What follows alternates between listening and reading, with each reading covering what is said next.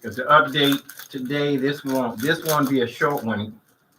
I am making progress. Anytime you practice, I've been keeping track of my practice. I've been giving you an update on my practicing and work habits. I've been practicing my sort of exercises for, I keep forgetting the name of that, for becoming an expert pianist, virtuoso. And been making progress. I'm not through the book yet. The exercises are getting different. I haven't transposed the exercise through the circle of fish yet. I've only been playing it in the key of C right now. And right now it's just a thing of reading. I did run through that Moonlight. No, I didn't. I ran over Thelonious Monk's around midnight, and I see that the key of, let's see, I should be able to name these keys by heart here, but if I was the flats,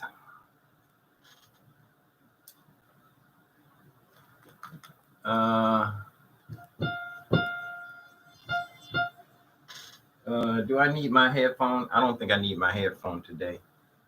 F flat is 1 flat, 2 B, 3, 1, 2, 3, 4, 5, 6.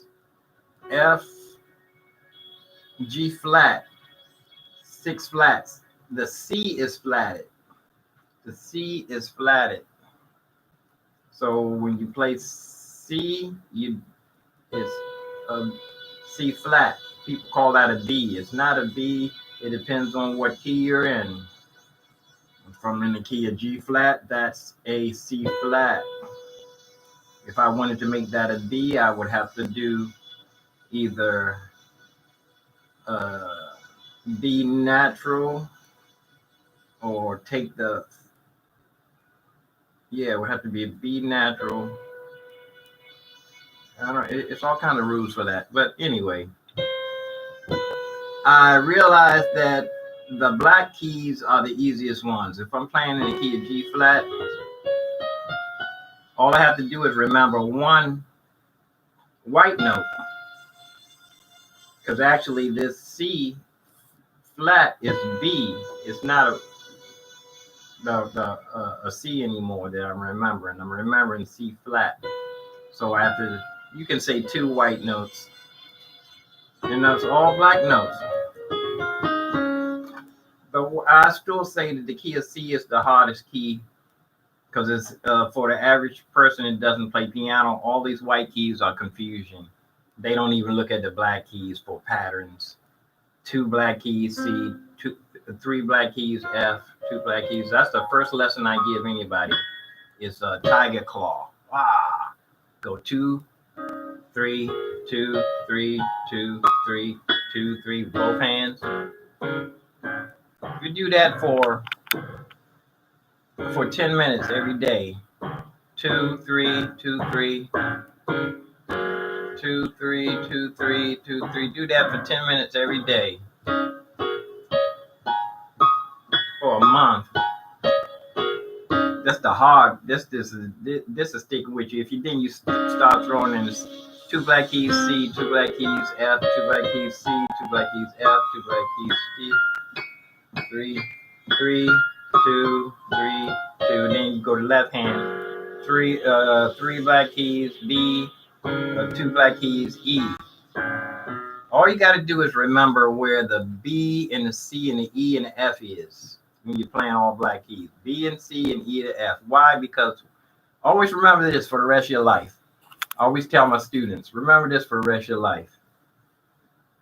2 black keys, I mean, where does the half steps fall? Where is there notes on the keyboard where there's no black note in between? Half steps can fall anywhere within the scale. But the half steps, when you're looking at a keyboard, B and C and E and F. That's what's going to cause you problems when you're first starting. After a while, you won't even, once you start getting into it, half steps are going to fall in the scales within the scale name, key name. It's another story.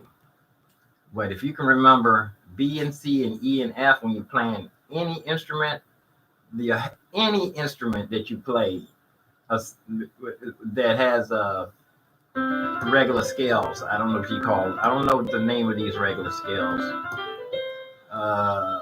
Church modes. Church modes are a different thing, but I don't know what you call an American scale or European scale. It's European actually, or German. It could be Italian too. I don't know. But America is fairly new in the situation here. The half steps on any instrument are going to fall between most of the instruments B and C and E and F. Just remember B and C, E and F. I'm trying to keep you short today too. B and C and E and F. So what happened was the scales. I'm learning to read my notes with right now, recognizing every note on the scale without the sharps and the flats right now.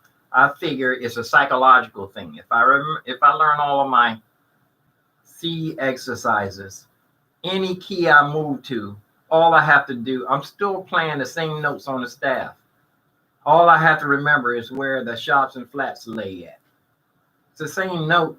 It's just going to be, it's going to be every time I look at a C, if you was going to see a C flat, it's a B, it's C sharp.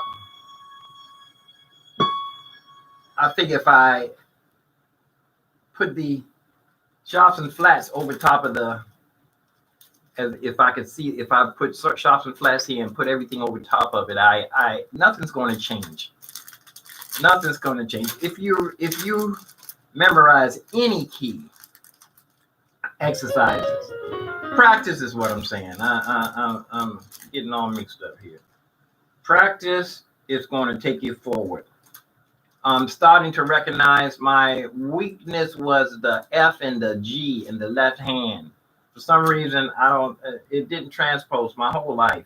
I go C, D, E, F, G, A, B, C. I knew where my F and G was in the treble clef. And for some reason, once I get all the way up to the next F, for some reason that F and G on the staff always confused me. So the notes that give you trouble, them the ones you concentrate on. You don't concentrate on what you know. Like Miles Davis said, you know what you can play, now play what you can't play. So all I had to do was remember where the F and G was in the left hand, worked on that, and F and G up high. Then I'll have to remember where the C and the E was above the ledger line and below. Also, all I had to remember was 4 notes. F and G and C and E. F and G and C and E. If you know your ABCs, if you know where the F is, you know the G and the ABC, F, G, and the A is going to come after that. Then it's going to start B, C. It's the piano. Music is the easiest thing in the world to learn. A, C, D, E, F, G, A, B, C. These are all the notes you got to learn. And you got 2, 3, and that's a pentatonic scale right there. That's a scale right there on the black notes. The trick is to be able to remember the shape of your hand. You see this? That's a pentatonic. And look at this. That's how my hand is going to be shaped. It's going to land anywhere on the keyboard. If you keep that shape, when you're playing the piano, you play a chord that you like. If you keep your fingers the same way,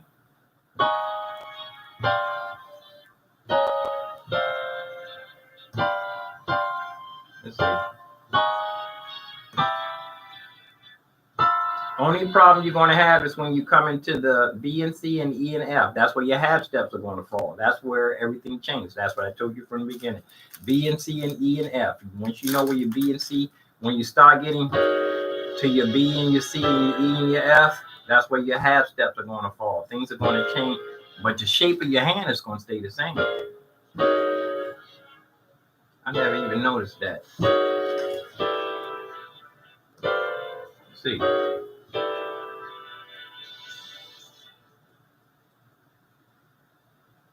You got to remember what key you're in, too.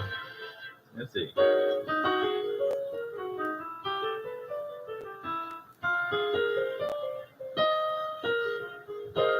Now, let me see. This is I want to see if my hand is going to stay the same shape. Same shape.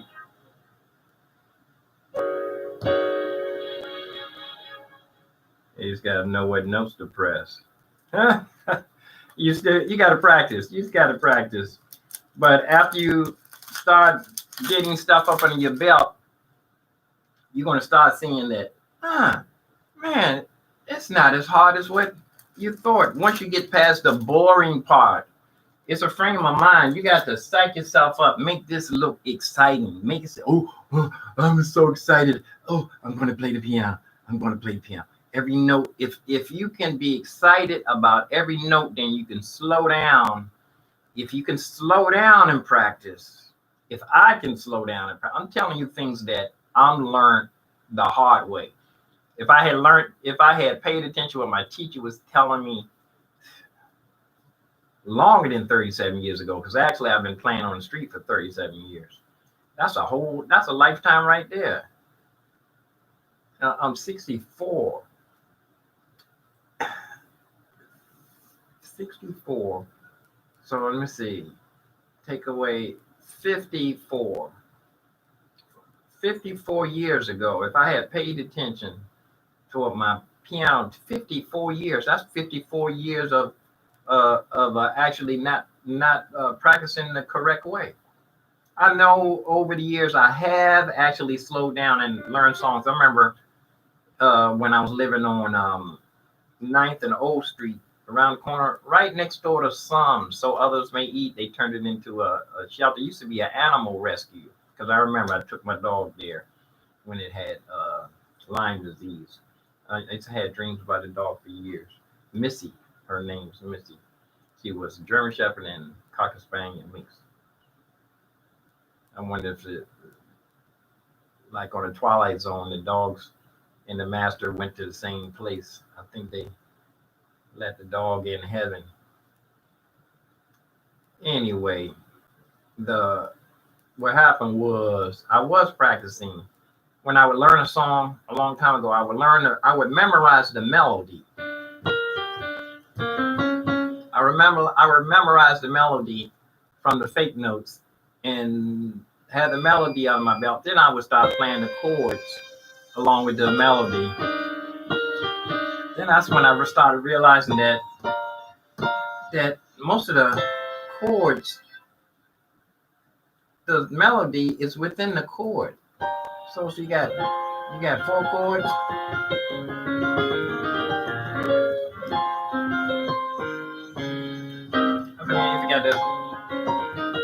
I need to go back and write down all the songs that I know and run through them all.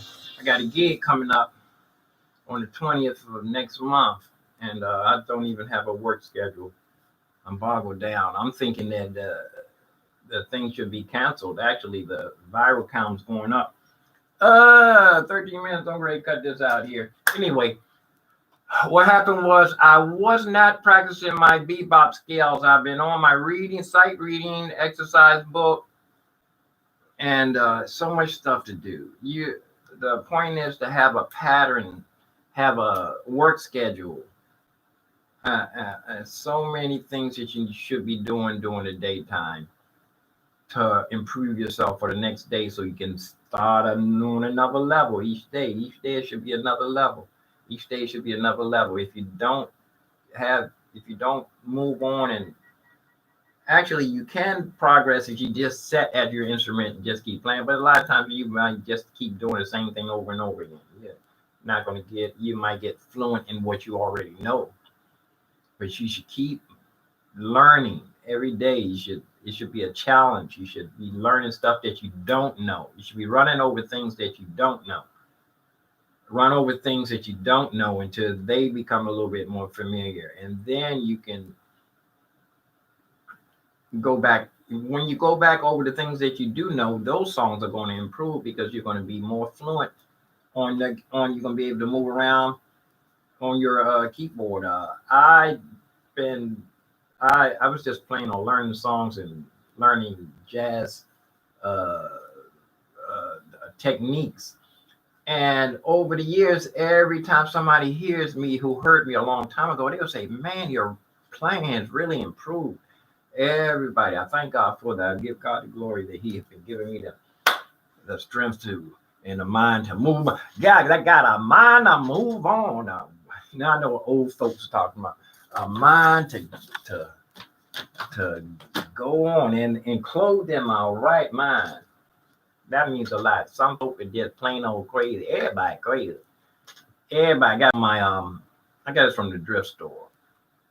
I consider myself a person of, they say a person of the world. I think because really, I think actually, it's I'm not getting off subject, but if if you take a black person and cut his hair,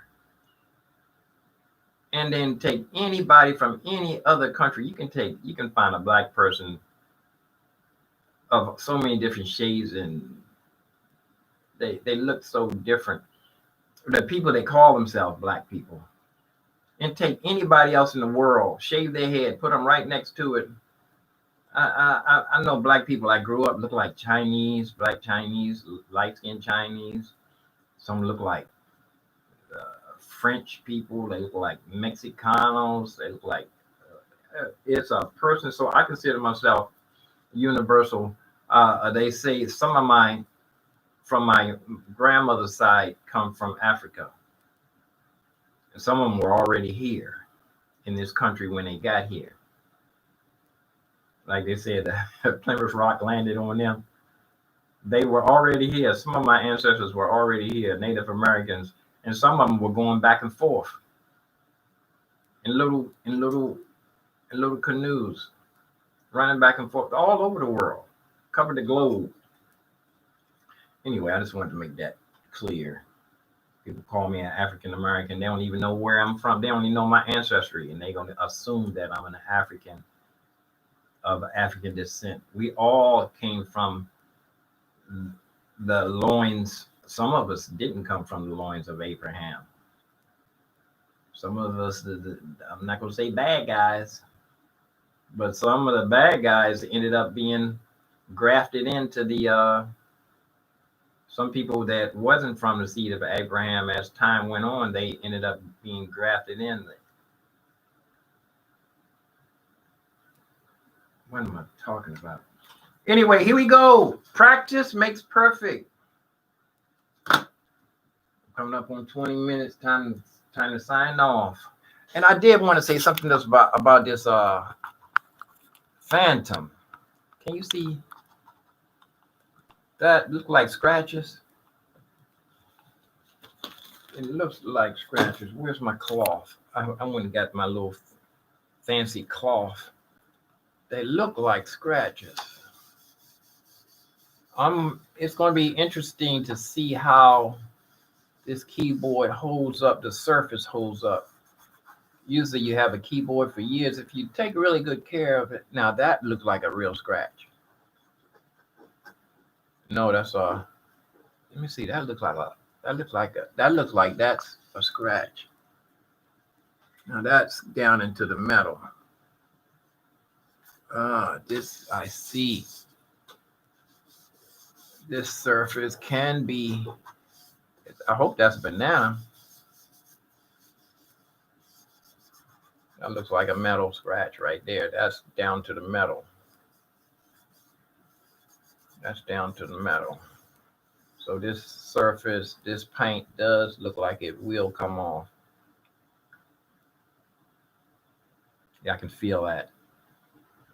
Either that's a piece of banana. No, that's metal. That's shiny metal right there. That's paint. It's gone. And I didn't do it. I don't think I did. Did I do that? Yeah, that's scratch. This surface does not look like it's going to be durable. Going to have to baby this thing. Going to have to baby the phantom surface. Looks like it. Anyway, here we go. 21 times up. Time to get out of town. Because, like I was talking about too, you got to eat your breakfast and try to get some work done at the same time. It's time management. Next thing you know, it's almost, you should have a time schedule where you should be setting at your instrument at a certain time of the day. You should have a time schedule where you move on to the next thing in your studio, learning your keyboard, learning your software, learning video software, DaVinci. That thing it's a free DaVinci. You can get Final Cut for 3 months for free. You can get Logic Pro for free for 3 months. That's 3 months worth of expensive softwares right there. 2, 3. You got DaVinci or Final Cut. Final Cut is a little bit easier, but if you don't feel like doing any of that, you can use if you have a Mac, you can get iMovie. Learn iMovie in 5 minutes. All my videos I've been using iMovie in 5 minutes. I put a little transition, I put the titles right in there. You can do that in less than 10 minutes. You can even shorter if you just really keep it simple. But the point is to have a schedule. Running overtime. To have a schedule and to keep moving forward during the day. Take periodic breaks. I know if you think you're young, you can sit at the piano, you can sit at your instrument for like 2 hours straight and look up and you've been sitting there for 2 hours. If you can do that, when I put it this way, is if you feel anyways tired, take a break. Get up, do some exercise, take a break. But have it in after you. Don't get so comfortable where you starting. Oh, here's another secret too. When you feel like you're kind of tired, you want to take a nap real quick. Say, okay, I'm going to take a nap right after I sit at the piano and run through this real quick. Right after I do this, then I'm going to take a nap. I guarantee you're going to be sitting there. If you're really dedicated, you're going to sit there for 2 hours, and then you're going to say, "Well, I've been here for 2 hours. I just want." Then you can lay down. After you wake up, try to say, I just woke up. What I'm going to do, I'm going to sit at the piano for 5 minutes, and then I'm going to finish what I'm doing. You keep doing that. Whatever you do, keep setting at your instrument. Time's up. I'm way over time. Peace and hair grease. Roast beef and hair grease. See ya. Thanks for tuning in. Leave a comment. Hit the bell. In the future, these videos will be short. You can jump around. You don't have to watch the whole video. It's too late to tell you that now, huh? Peace out. I'm out. Bye.